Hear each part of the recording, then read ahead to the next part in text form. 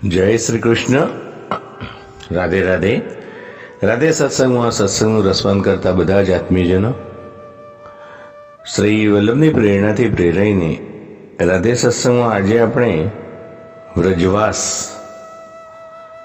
અને તેનું મહત્વ વિશે જોઈએ. પરંતુ તે પહેલાં આપણે રાધે સત્સંગ ચેનલને સબસ્ક્રાઇબ ના કરી હોય તો સબસ્ક્રાઇબ કરશો, જેથી નિત્ય સત્સંગની જાણ આપને થઈ શકે. પ્રિયજનો, વ્રજનું નામ સાંભળતા જ આંખો આંસુથી છલકાઈ જાય છે. આપણું મન બેચેન બની જાય છે, રૂવાડા ઊભા થઈ જાય છે.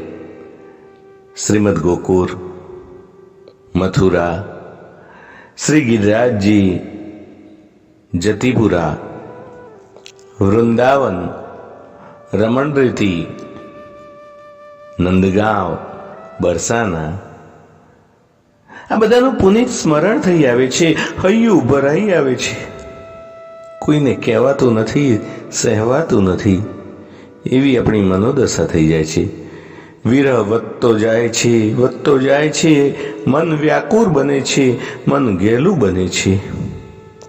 એમ થાય છે પાંખ હોય તો હમણાં જ ઉડીને વ્રજમાં પહોંચી જઈએ, અને એવું કરવા માટેનું મન બેચેન બની જાય છે. પ્રિયજનો, રમણ રીતિમાં આરોટવાને, શ્રી યમુના પાન કરવા, મારે કરવો છે વ્રજ વાસ રે, મારે જાવું છે વ્રજ ધામ રે. વ્રજ લીલાનો કોઈ પાર ન પાયો, બ્રહ્મા શેષ મહેશ વ્રજમાં ગોવિંદ કુંડ છે, જ્યાં બેસીને ચિત્ત સ્વામીએ ભગવાનના વિરહમાં 82 દિવસ વિતાવેલા. ચતુર્બુદાસજીએ પણ સતત ગાયા કર્યું, વ્રજવાસી સાંવરે લાલ, તુમ બિન રહ્યો ન જાય. તો શ્રી રસકાનજીએ આ જ કુંડ ઉપર અત્યંત વિરહ અનુભવેલો, અને તેથી શ્રીજી બાબાએ તેમને ત્યાં દર્શન આપેલા. વ્રજવાસ કરવાથી આપણને પણ વિરહનો અનુભવ થાય છે. અરે આપણે તો બળભાગી છીએ. આટલા બધા સમયથી શ્રી પુષ્ટિ માર્ગના 5 તત્વોનું રસપાન ચાલી રહ્યું હોવાથી વ્રજવાસ જ સેવી રહ્યા છીએ. તેથી કોઈ ભગવદીએ તો ગાયું છે કે હાલો હાલો યમુના પાન કરીએ રે, મારા કાનુડાના દર્શન કરવા જઈએ રે. રાધા રાણી સંગે રાસ રમવા જઈએ, હાલો હાલો ને જઈએ રે, હાલો વૈષ્ણવ વ્રજમાં જઈએ રે. દરેક વૈષ્ણવ વ્રજવાસનું સ્વપ્ન સેવતા હોય છે. પુષ્ટિ માર્ગના 5 તત્વો આપણે પાસે છે. અત્યારે આ યુગમાં પણ આપણે તે ભોગવી રહ્યા છીએ, આપણને સાક્ષાત અનુભવ કરાવે છે. શ્રી ગિરિરાજજીની પરિક્રમા એ વ્રજની મોટી પરિક્રમા છે, જે કરવાની અભિલાષા દરેક વૈષ્ણવજન સેવતો હોય છે. દેશ વિદેશના કોઈ પણ ખૂણે વૈષ્ણવ રહેતો હોય, સમયનો પણ અભાવ હોય તો પણ વ્રજને કદી ભૂલતો નથી.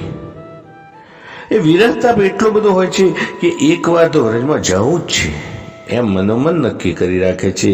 શ્રી યમુનાજીને પણ રોજ વિનંતી કરે છે, ધન શ્રી યમુના કૃપા કરી શ્રી ગોકુલ વ્રજ સુખ આપજો, વ્રજ નીરજમાં અહર્નિશ અમને સ્થિર કરીને સ્થાપજો. પ્રિયજનો, વૈષ્ણવનું અંતિમ ધ્યેય પ્રેમને, આનંદને એટલે કે સચ્ચિદાનંદ શ્રી કૃષ્ણને પામવાનું હોય છે. અને એ જ શ્રી કૃષ્ણના દર્શન ગોકુલની ગલીએ ગલીએ, નંદાલયમાં, શ્રી યમુનાજીના કિનારે, ગોવિંદ ઘાટ, ઠકરાણી ઘાટ, રમણ રેતી વગેરે દિવ્ય અને અલૌકિક લીલા સ્થાનોમાં પ્રાપ્ત થાય છે. અને શ્રી યમુનાજીની કૃપા વિના વ્રજવાસ દુર્લભ છે. વૈષ્ણવો વ્રજનો સ્થિર વાસ ઈચ્છે છે, કારણ કે તે શ્રી ઠાકોરજીના અને શ્રી સ્વામીજીના ચરણ કમલની રજ વૈષ્ણવના તનને સ્પર્શ કરે, અને શ્રી વલ્લભ અને શ્રી મહારાણીમાં કૃપા કરે તો તનુનવત્વ પ્રાપ્ત થાય. અને આ તનુનવત્વથી શ્રી ઠાકોરજીને આલિંગન આપી કૃતાર્થ થવાય. આ તરેટીને રજ એ સાક્ષાત ભગવત સ્વરૂપ બની ગઈ છે. પ્રભુમાં જે સામર્થ્ય છે તે જ સામર્થ્ય આ વ્રજરાજમાં છે.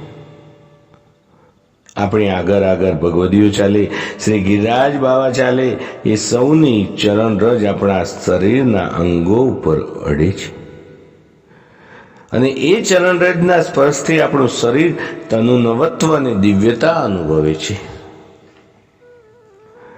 વાલા વૈષ્ણવો, આ શરીરથી તો આપણે પ્રભુને ભેટવા લાયક નથી, પણ જો રજરજ રૂપે આપણે પ્રભુને ભેટીએ, બસ બસ આ જ મનોરથ છે આપણા સર્વનો.